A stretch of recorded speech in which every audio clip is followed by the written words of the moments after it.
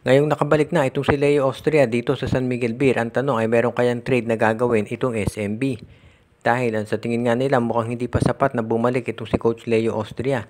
Dahil baka meron pa itong gawin na panibagong trade para mapalakas yung kanilang lineup. As it is, alam natin na itong San Miguel Beer ay kapapalitin lang ng kanilang import. So, palit import ng SMB at nagpalit na rin ng coach. Kaya ang tanong, meron ba mga players na baka maalis dyan sa lineup? Ang napansin natin, sigurado na itong SMB ay meron niyang magagawing adjustment. Unang-una, si Jerome Teng hindi na nagagamit talaga. Actually, maski nung si George Gallant, ang coach ng San Miguel Beer, hindi nagagamit talaga itong si Jerome Teng. Kaya malamang daw iyan ay matrade na ng San Miguel Beer. At sa ngayon, itong baka si Simon Enciso ay matrade din dahil mukhang ang ginagamit ni Coach Leo Austria sa backcourt na itong si Chris Rosales, Wamit Yongson at si Chris Ross. Kaya yan ang aabangan natin na magiging adjustment dito sa rotation ng San Miguel.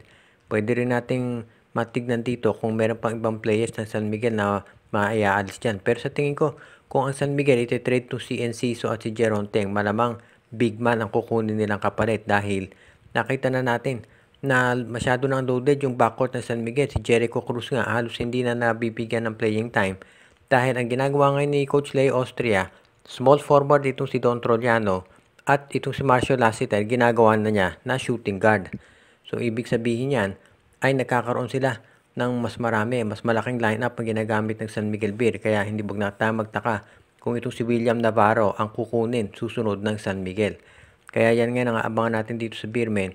Kung dito sa pagbabalik ni Coach Leo Austria na gagawa sila ng panibagong trade para makakuha ng mas marami o mas malalakas at mas matatangkad na mga player na pwede nilang gamitin dito para maging mas matindi yung kanilang lineup. Ngayong napalitan na itong si George Gallant at ang tanong ng karamihan ngayon, ito naman kayang Magnolia Chicken Templados ng susunod na mapapalitan ng coach. Marami ng mga fans ng Magnolia ang nagtatanong kung kinakailangan na ba talaga at kung ano ang gagawin ng management dito kay Chito Victolero. Marami ng fans talaga nagre-request na ito ay palitan dahil sa tingin nga nila ay mukhang kinakailangan na talaga dahil hindi na nagiging maganda yung performance ng Magnolia.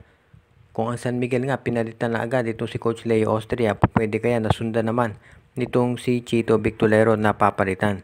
Kaya yan ang aabangan natin kung mangyayari nga ito. Dahil syempre, kung ikaw ang Magnolia Chicken Templados, yan talaga ang matagal mo nang hinihintay dahil nakailang palit na dito sa lineup nila. Pero walang pagbabago na nangyayari. Nadadagdagan na sila ng players katulad ni Xavier Lucero at okay naman yung mga imports na nakukuha. Pero bakit pa hindi na nanalo?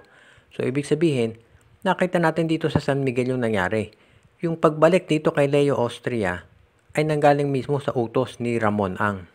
So, ibig sabihin, kahit gusto ni Alfrancis Chua na si George Gallant ng coach, pag sinabi ni Ramon Ang na ibalik si Leo Austria, ay babalik.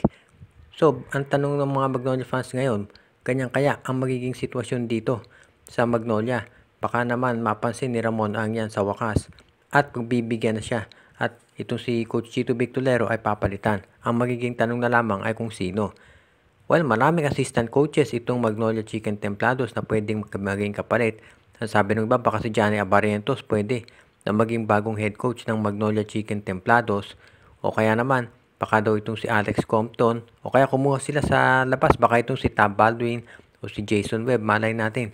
So, ibig sabihin, maraming options dyan ng Magnolia na pwede nilang magamit at huwag na tayong magtaka kung iyan nga ang susunod na magiging hakbang, lalo na kung matatalo pa ang Magnolia sa susunod.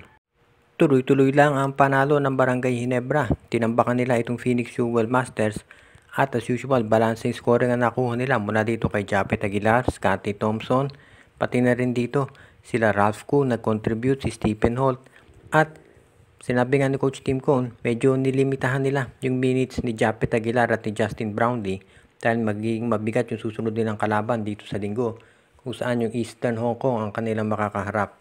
Kaya dito masasabi natin na itong Barangay Ginebra, kahit na naging mahaba yung pahinga nila, ay sunod-sunod naman yung nagiging laro. So, ganun din. Sinabi ni Coach Tim Cone na sa ngayon wala pa rin silang idea kung kailan makababalik itong si Jamie Malonzo at Jeremiah Gray. At yan ang dahilan kung bakit ginamit doon sa game itong si Ben Adamos at itong si Aljon Mariano. Itong si Nats Pinto nabigyan din ng playing time. At sinabi ni Coach Tim Cone ang focus talaga nila ay sa depensa. dahil yan ang kinakailangan nilang i-improve, lalo na kung magiging mabigat pa yung mga susunod na kalaban. Sa ngayon, itong Barangay Ginebra ay nagpaplano ng mga posibleng gawin nilang trades depende kung sino yung mga magiging healthy na mga players sa kanilang lineup. Pero as it is, sinabi nitong si Coach Tim Cone na sa ngayon ay mukhang kontento sila dito sa magiging sitwasyon ng lineup as long as syempre na nasusunod-sunod yung mga panalo nila. Ang nagustuhan ni Coach Tim Cone dito sa panalo nila kontra Phoenix ay nakapagpahinga ng matagal-tagal itong si Brownlee at itong si Aguilar. Ibig sabihin hindi nila pinwersa yung kanilang opensa at nakita natin na kahit konti lang yung na-score na puntos ni Brownlee, okay lang yan dahil tambak naman yung laro at nakapag-contribute yung ibang mga players. Kaya yan ngayon ang pinag-iingatang mabuti ng Barangay Ginebra at gusto nila siguraduhin na sa susunod nilang mga laban ay magiging mas prepared pa sila. As it is, nakafocus sila ngayon dito sa susunod na laban kontra Eastern at syempre sa pag-recover ni Jamie Malonzo at Jeremiah Gray. Matagumpay ang naging pagbabalik ni Leo Austria bilang coach ng San Miguel Beer nang tambakan nila ang Terra Firma Jeep. Naka 20 points at 19 rebounds at 7 assists itong si Junmar Fajardo. At okay din naman yung numbers nung bago nilang import itong si Torren Jones, naka 24 points at 13 rebounds. Yun nga lang napansin natin dito kay Torren Jones, no, wala siyang outside shot. Kitang-kita natin na hindi maganda, puro post up lang yung laro niya. So hindi natin alam kung paano mag-a-adjust ang San Miguel dito dahil hindi siya perimeter player. So tignan natin kung paano gagawin at kung magtatagal itong si Jones dito sa San Miguel Beer. Sa ngayon, itong si Coach Leo Austria, ang nakita nating pinagbago dito sa lineup ng San Miguel ay ginagamit itong si Don Troliano at si Andreas Cahilig doon sa small forward. So ibig sabihin, tall lineup ang ginagamit ngayon nitong San Miguel Beer. As it is, alam natin na itong SMB ay natalo ng 2 sunod kaya nagpalit ng coach. Inamin mismo ni Coach Leo Austria na kinausap siya ng management at base doon sa mga inside reports, mukhang si Ramon ang mismo ang nagsabi dito kay Al Francis Chua na ibalik itong si Coach Leo Austria. So mukhang ganyan ang nangyari ngayon at itong San Miguel Beer ay nakuha na yung gustuhan ng maraming fans. Ginawa na nila, binalik ito si Coach Leo. Alam natin na maraming bumabatikos dito kay Coach Leo dahil maiksi masyado yung rotation niya. Pero in fairness, kagabi, marami siyang ginamit ng mga players. So tignan natin kung gaano katagal to at kung magiging matagumpay itong ginawa ng SMB. Samantala si George Gallant ay naging team consultant. So lumabas dito, nagpalit ng pwesto itong si Gallant at si Coach Leo Austria. Kaya abangan na lang natin ang magiging resulta nito pagdating sa mga susunod pa na laban nitong San Miguel Beer at kung magiging maganda nga ang magiging final outcome. Shout out kay Joshua Giray, Espejo at Rosales family, Joseph Pineda, kay RG Bueno at Dalina family, kay Edwin Carmona Jr., Ireneo Salangsang, Jonel Alagon at Celido Valles family, Alicia Garcia, kay Michael D.